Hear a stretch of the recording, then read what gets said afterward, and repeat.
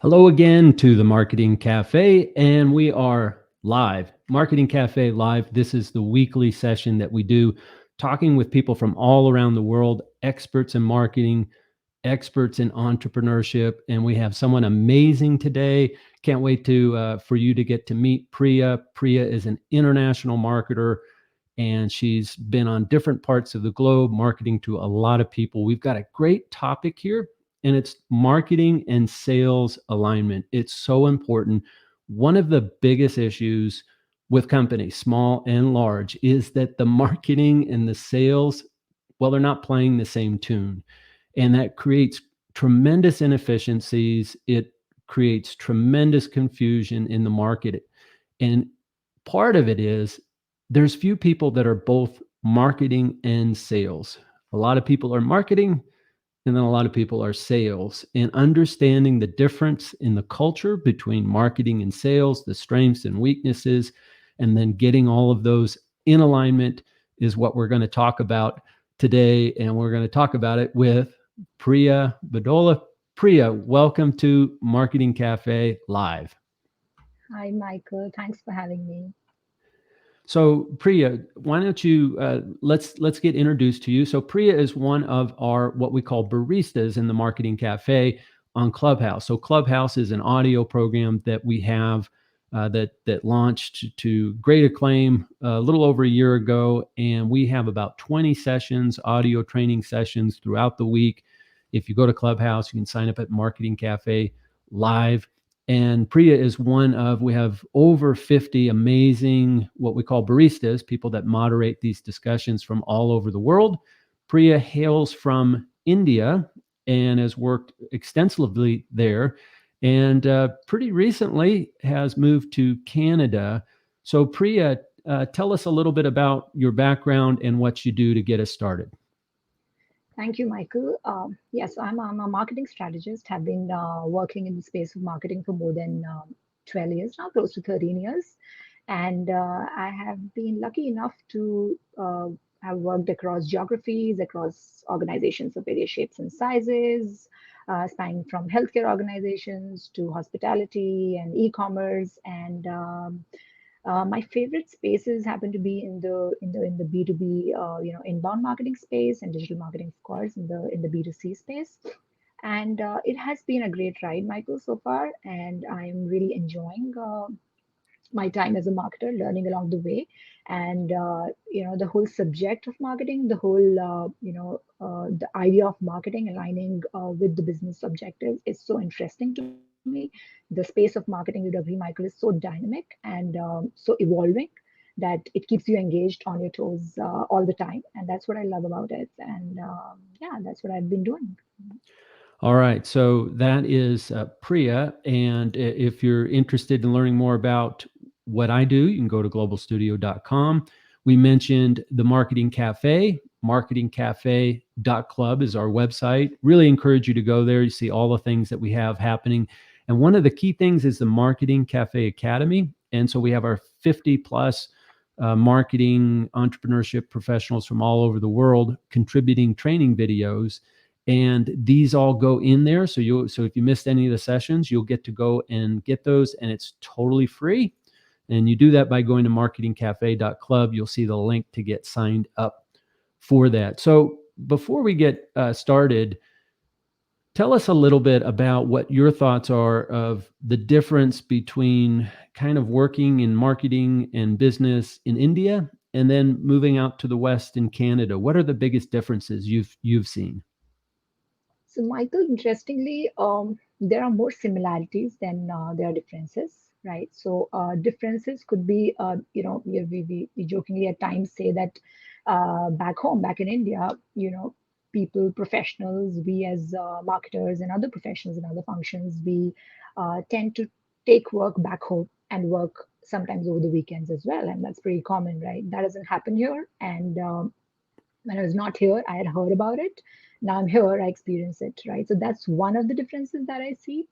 Apart from that, as I said, there are more similarities. So we are driven by similar business objectives. We are driven by, similar alignment between your functional objectives and the business objective. We are targeting humans who are the consumers here. So they're also driven by similar, desires. They're also driven by similar purchase intent and things like that. So there are more similarities, Michael, I would say, than differences.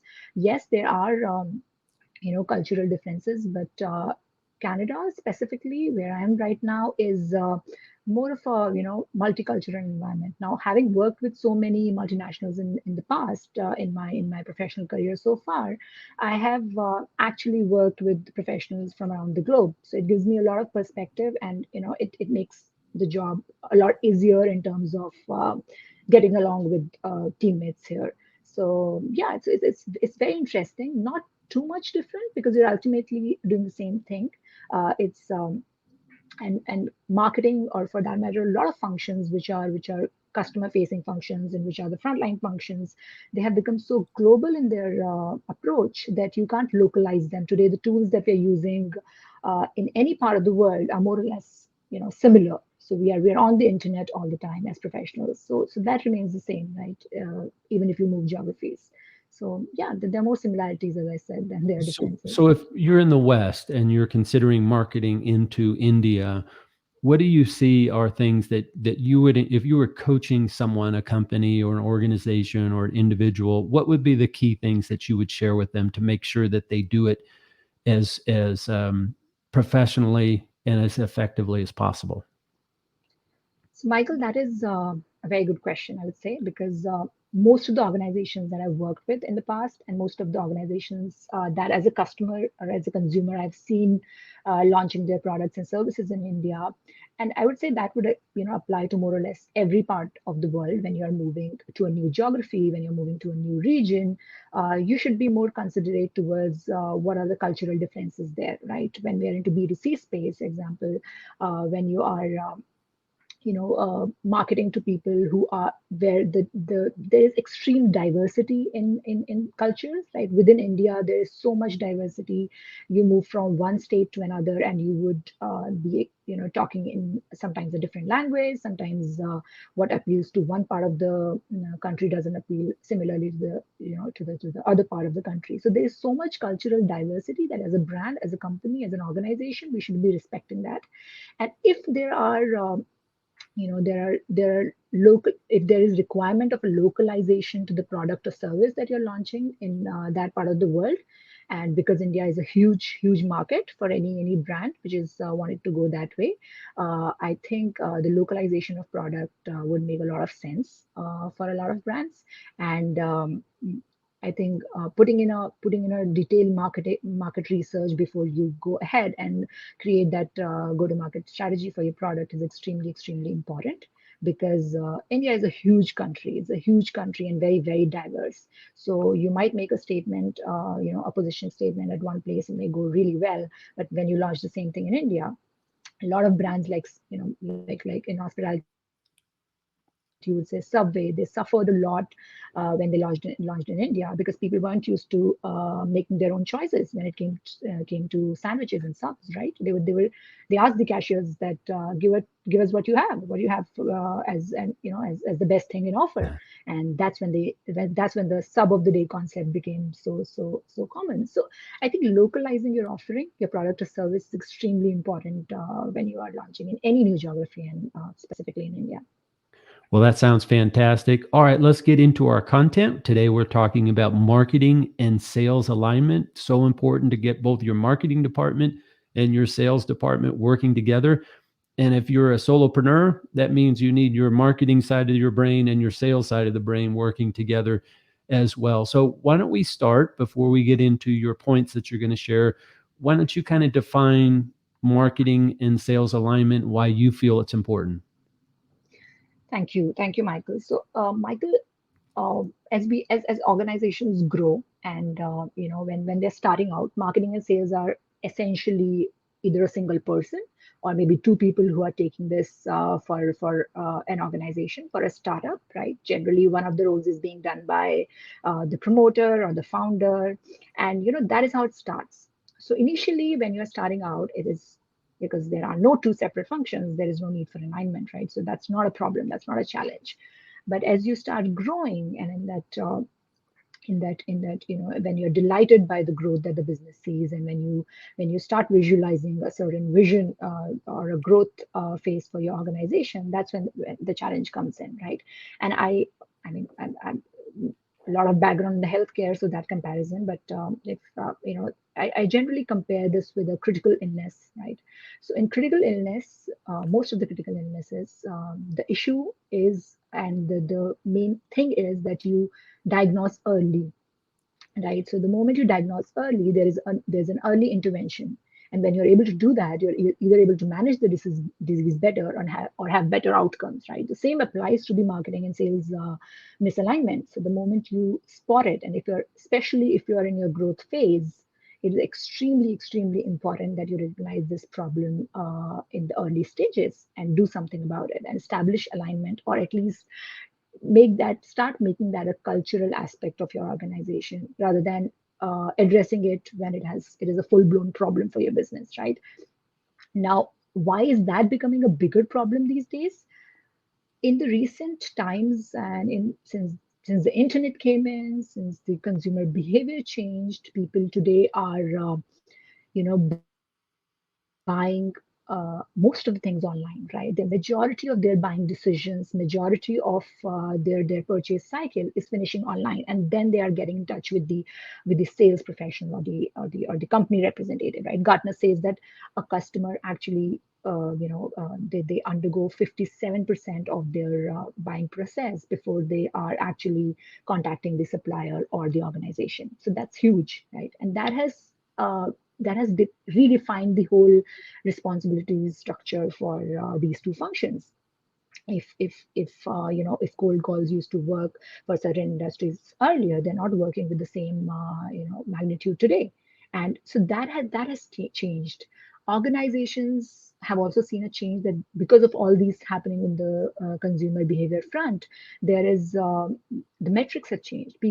Organizations have become more data driven in their customer acquisition and demand generation initiatives. So all of this has evolved and is redefining the whole definition that these two departments have been holding for so many years. And people ask me that,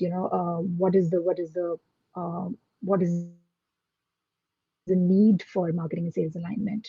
Let them run towards their own targets, and let them maximize their efforts for the organization, and the organization will benefit from it. But that's not the case. I mean, a lot of studies have shown us very clearly that more aligned sales and marketing team actually leads to more customers, more revenue, shorter sales cycle, higher deal sizes, and more retention of customers, higher referrals. And all of these are evident benefits that you can actually get from marketing and sales alignment. So I think, rather than making a problem that later becomes a critical illness, you should address it in the initial stages and look for symptoms. Now, people ask me, what are the symptoms like? When you're comparing it with a critical illness, what could be the early signs? Early signs are very evident. People tell me 90% of my content that my marketing team creates is not being used by my sales team. That's one signal. That's one Right. symptom, right? Another could be that your customer retention metric is going downhill, and steadily going downhill, right?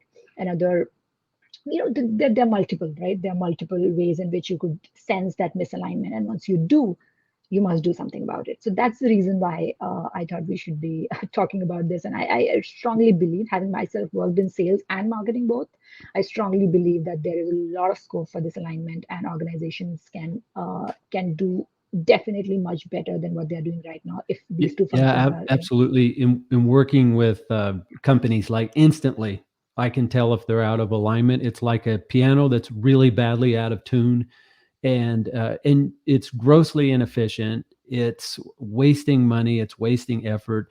And a lot of it has to do, I kind of, in explaining kind of the different mindset mentality of those in the marketing and those in the sales. And again, I see a lot of resumes where it's VP of sales and marketing, and I'll say, okay, which one?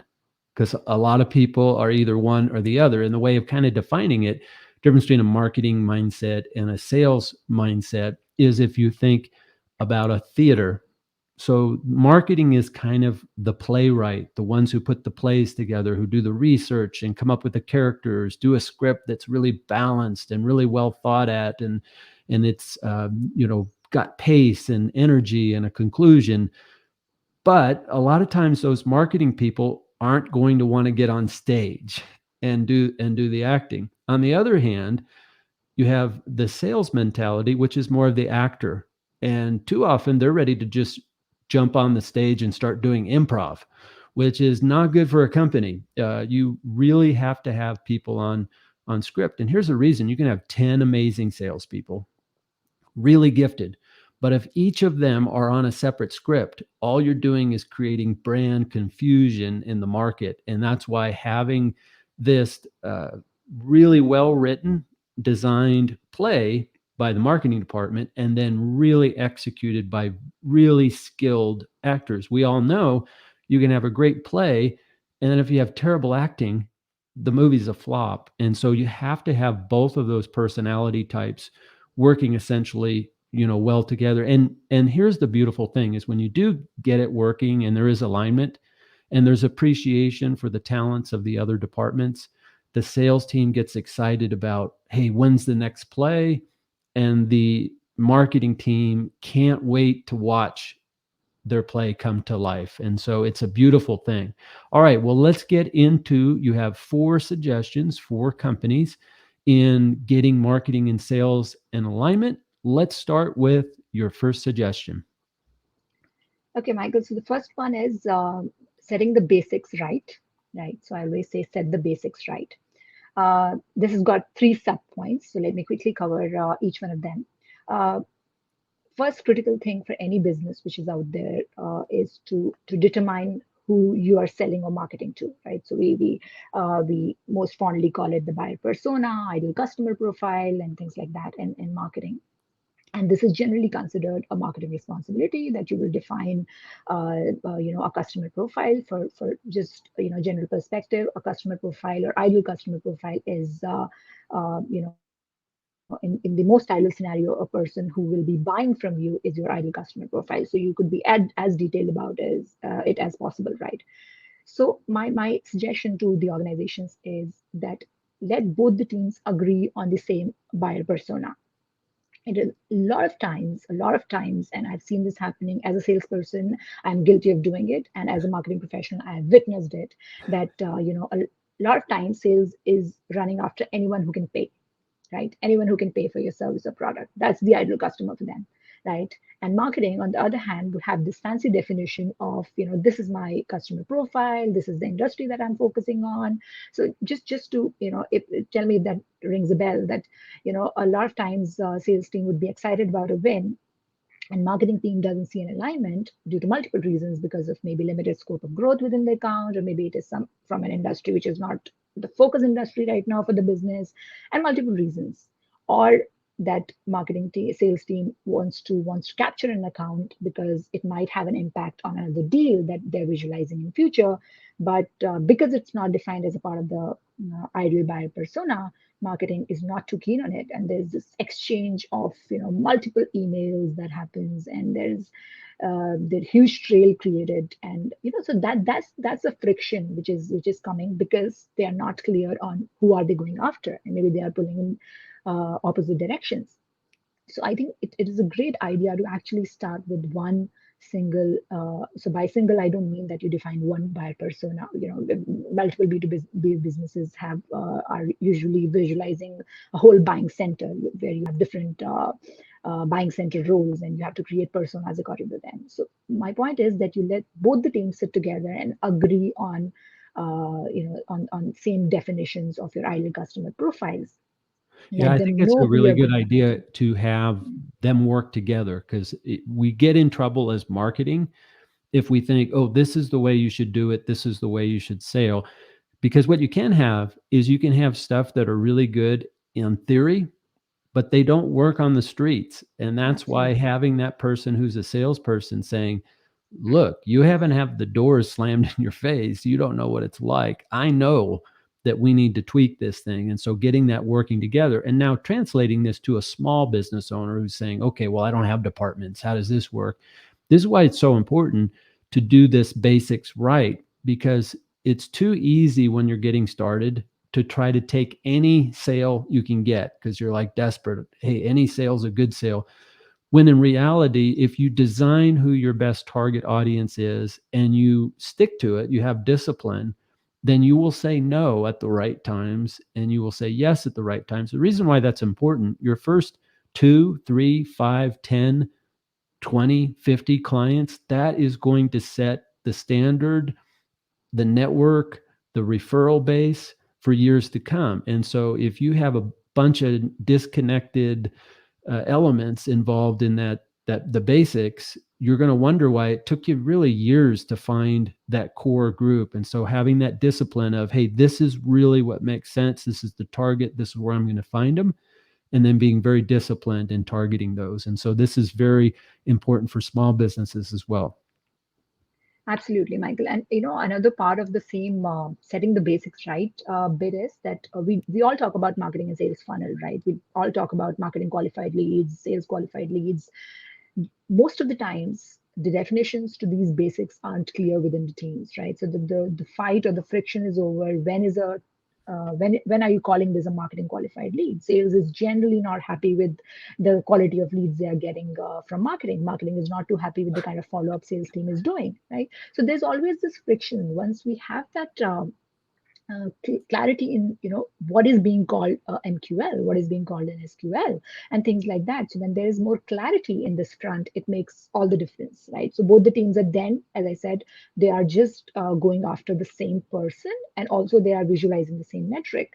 And the most important bit, Michael, comes when you are talking about the customer journey. So in all possible scenarios, you would want your customer to undergo a consistent, unified brand experience when they are interacting with anyone from your organization, sales, marketing, service, anyone. Right. So that's extremely important. And for that to happen, that's the most important bit of setting the basics right point that I generally tell organizations. That is when you let the sales and marketing team visualize a single customer journey. Let them have a let them visualize the holistic customer journey. Now, how does that happen? We have wonderful platforms like the CRM and marketing automation platforms these days that anyone and everywhere can actually use these platforms, right? Now, what these platforms do is they give you a consistent visibility to how your lead is moving through your funnel, each and every lead, right? So you know a customer is going to undergo this particular defined journey when they're interacting with me. So even if, for instance, I'm a salesperson and somebody from the field, a prospect actually gets in touch with me who has never read any content that my organization has published, who is not even, warm enough to be pursued as, as a lead, and my sales team shouldn't be wasting time on that, but they should also have a clarity where to redirect this person, where to send this this query or this prospect. So these are the things which are visualized better when you have a single interface with which both the teams are able to see, and both the teams are able to visualize for the customer, because then at the end of all of it, your customer gets a valuable experience out of it, right? So all these platforms, the CRM ones that we are that I mentioned, they actually help you with lead scoring, lead nurturing, routing, and all of this is so clearly visible to both the teams that you limit the scope for any deviation or going out of line, right? So Yeah, that is, I so think, also so a very and important then part. again, translating this for a small business, and we're going to have to keep things moving, or you and I could talk about this for 5 hours, but we got to keep it on track. But for the small business, you start hearing about, oh, lead scoring and lead doing this and that sounds, you're talking about stuff for big business. The translation of that customer journey, and again, this is so many people get started and they just want the sale. They think the sale is the end.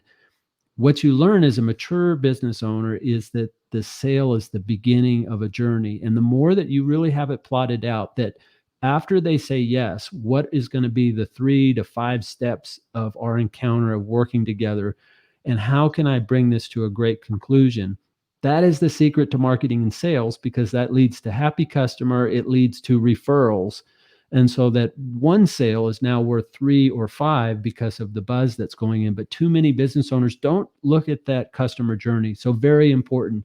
So the first one of marketing and sales alignment was set the basics right. Number two, Number two, Michael, is go after a common goal. So that is marketing and sales are both evaluated on different metrics, on different key performance indicators, right? Sales would most often be evaluated on things like new customers, contract renewals, or upselling in existing accounts and account management and things like that. Whereas marketing is generally reviewed on quantity of leads, quality of leads, and how what's the status of brand awareness for the organization and things like that. I mean, no wonder they don't get along, right? They're being reviewed and evaluated on different metrics. They might be correlated ultimately to the organization revenue, but that's for every function. So, so tracking joint KPIs apart from their existing yeah, that's functional good. KPIs That's good. could be a great way. Now, a great example of that is So just account-based real marketing quickly for people that don't know what a KPI, key performance, what's the I stand for? indicators. Indicators, key performance indicators. Basically, it's a scoring system and it's designed so at the very CEO level, down to the next level, down to the next level, you're able to look at key indicators of performance. And so you're scoring rather than just being, oh, I wonder how everything's going. You actually have indicators. Now, what's important is you need to set these metrics right, or you're scoring the wrong thing. And then again, translating this into a small business, it is understanding that there's elements of your success. People start and say, I don't know how to be successful. A lot of it is little building blocks. And so are we getting really are we getting really quality leads? Very important. And are we able to close these quality leads when they come in? And so all of this is translatable to a small business person. Absolutely, it is. And as you earlier also said, the more you start in the beginning, the better it is for your business, right? So if you know that what, apart from their functional KPIs, apart from their existing key performance indicators and metrics on which they're being evaluated, there should be common goals which are linking to maybe revenue, profitability, and interestingly to things like reducing the sales cycle time, right? So that could be something that both of them could be driving. And fantastic example of this in action is which we see across B2B organizations now being taken up as a great trend is the account based marketing, right? Organizations are going after these high value accounts, sales and marketing together as a team, and when they do that there are fantastic results. So both of them are now being evaluated on those joint KPIs in case of account based marketing, and when that happens the results for the organizations are much better than those two working separately and being evaluated on their individual functional KPIs. So I think it's a great idea to actually look at joint KPIs and make it clear to both the teams that they're running towards the same thing. They're not being evaluated on two separate things. So as humans, we always are the first ones to defend ourselves, and we are all guilty of that, right? So when Right. we're in an organization setup, we always do it. So let's get them out of that mode of getting having the need to defend themselves. Let them run after the same goal and defend the organization All right. So in the going best way. after a common goal, this is another thing too, is if you're a small business owner and you'll know if you have more of a strength in sales or more in a strength of marketing. You can outsource marketing to some degree. You can outsource some help with the sales. Typically, you bring somebody in early on, maybe to help out in sales or marketing. But here's the thing you never want to do, which is, okay, it's all yours. You're going to handle all the sales. And I'm just going to close my eyes and move on to other stuff. As the owner of the business, you are always the number one marketer. You are always the number one salesperson. And so this idea of being involved and partnered into the goals is really sharp. Okay, number 3 of marketing and sales alignment strategies. Number three, Michael, is get into each other's shoes. So here I'm comparing these two functions, very dear to me, uh, like a marriage. So when you're working on a marriage or any relationship, it's a good idea to step into each other's shoes every now and then. It's a good idea for one person to see how difficult it is to be with the child the whole day, or how difficult it is to get groceries on a snow day or a rainy day, and things like that, right? So stepping into each other's shoes, some of the industries they do it fantastically. One of them that I was associated with is healthcare. right? So you see a lot of joint working and sales calls that marketing and sales are supposed to be doing together. So earlier, Michael, you mentioned that salespeople will always say that you haven't there was never a door slammed on your face. That's why you're talking like what you're talking like, right? The Yeah, marketing. But when both of them go together and have that door slammed on their face, together. both of Yeah, them together. learn Let's have and the they're door slam. together, right? Yeah. So let's have that, and let's then go inside that room, and then win that customer together, right? So a lot of that fighting as a team sense comes from working together, comes from having those joint calls. So I've seen these industries doing fantastic co-working between marketing and sales. Another good idea is leaders tell me that we always invite marketing people to sales meetings, and we let them sit and listen. No, then don't let them sit and listen. The same applies to sales and marketing meetings. Invite them, make them listen, and make them contribute. Let them be a part of that setup. Don't ever treat them as as a representative from a separate function. Have common meetings with the common goal in mind. You know, for instance, Michael, a lot of B2B, I mean, one of the biggest strength that we see these days is the content marketing. So if content used appropriately by sales team and created as contextually by the marketing team, it can do wonders for organizations. Now, asking the sales team to come in a meeting and marketing and sales to sitting together and just discussing content that marketing created is one approach. Another approach could be that you let the sales team also contribute to content ideas, because they are your feet on the field, right? They're the ones who are right in the front of the customer always. And they're the ones who get the queries. They're the ones who get those frequently asked questions. So let them also contribute to the idea of content. How does that help? So from the very beginning, now both the teams together are rooting for that single content idea. So the possibility of that content being actually used in the field goes up, right? So that you're increasing that possibility by just letting them contribute to the idea of content that the marketing team is creating. So this stepping into each other's shoes, knowing each other's pain points, perspectives is a good idea, is very much actionable within organizations.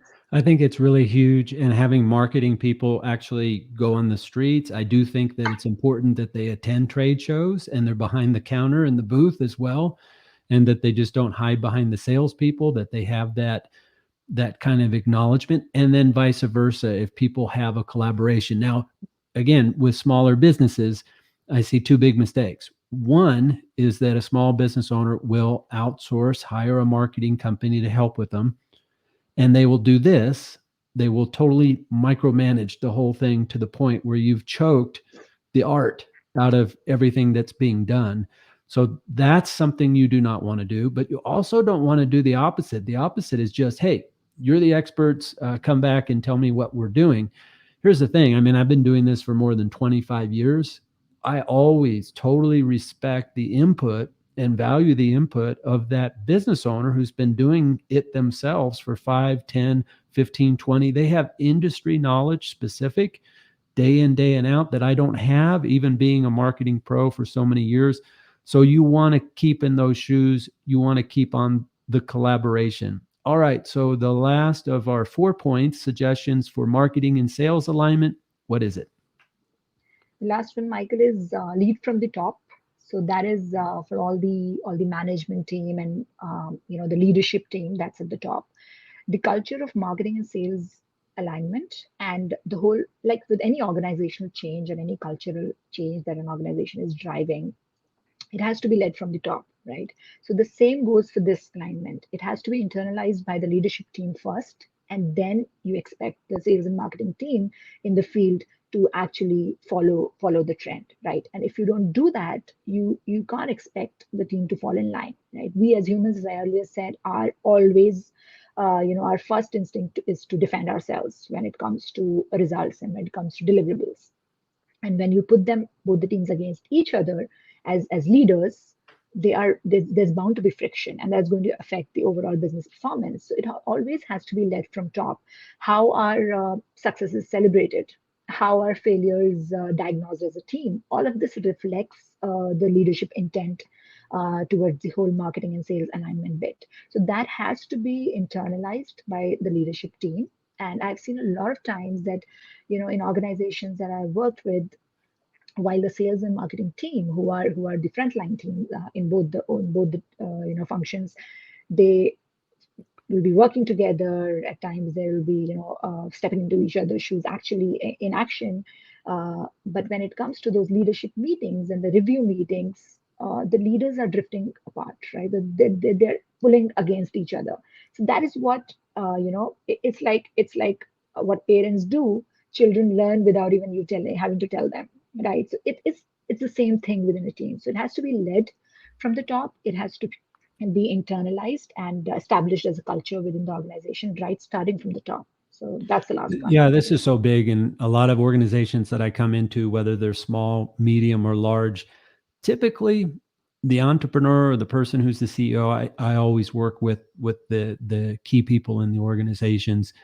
They came from either a marketing strength or a sales strength. And even the engineers, so you have some that are really engineering types, their business is not successful if they don't have some bent towards sale or some bent towards marketing. They have to have that, but they bring into it their biases.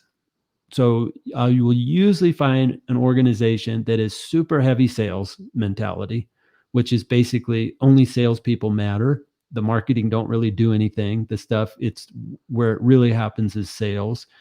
And then on the other hand is, no, it's all about marketing, and I don't really trust salespeople. They don't tell the truth and all these other things.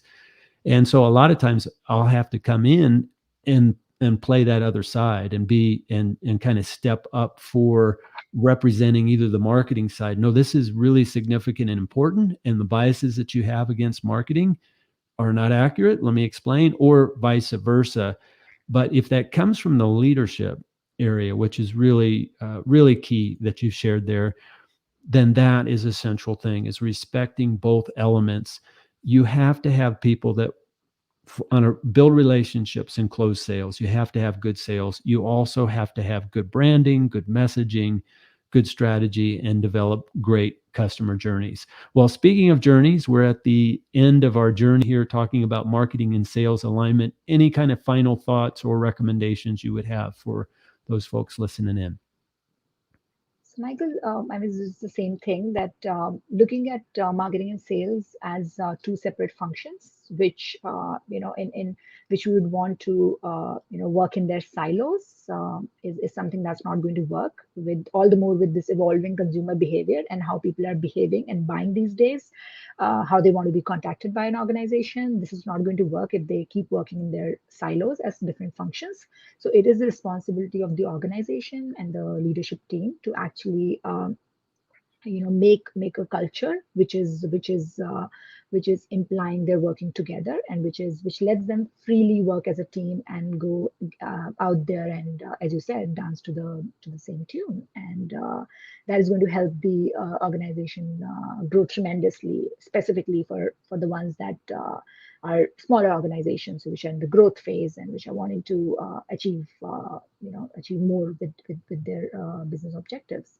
So yeah, let them dance to the same tune, as you said, Michael, earlier. All right. So if you missed any part of this, don't worry. You can go to the Marketing Cafe Academy and it will be available there for full replay. Plus, many of these that we have already done, amazing ones like this that Priya, you can sign up for the Marketing Cafe Academy. It's totally free at marketingcafe.club. And we've got all kinds of trainings and done by wonderful people like Priya Badola. Thank you so much for joining us here Thank you so and much. for sharing the great wisdom and knowledge that you had. Okay, well, this concludes our latest Marketing Cafe Live. You can find out about me at globalstudio.com. And I'm Michael K. Reynolds. I own a agency called Global Studio. I'm so glad that you joined us here today, and we look forward to seeing you next time. This was Marketing and Sales Alignment. We thank you for joining us, and we'll catch you next time in the Marketing Cafe.